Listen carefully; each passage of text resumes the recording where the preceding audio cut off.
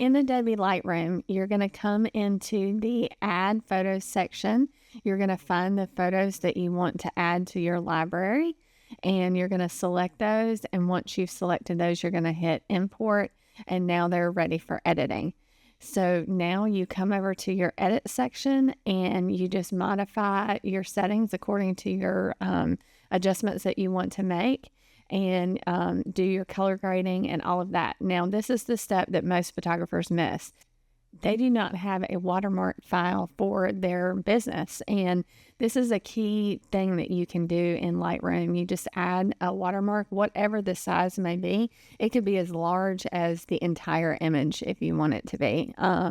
But you just have that watermark ready, and when you're ready to export your files, you can tell Lightroom where you want it to be placed, and it is done.